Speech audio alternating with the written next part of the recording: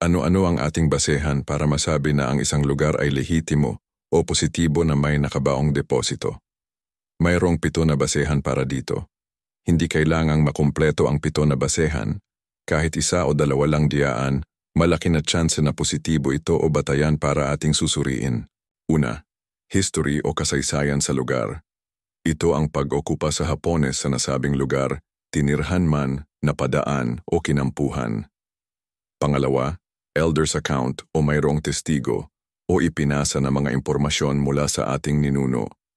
Maaaring direktang nakakita, nakasaksi o kasamang naghukay o di kaya ay kamag-anak sa isang Hapones.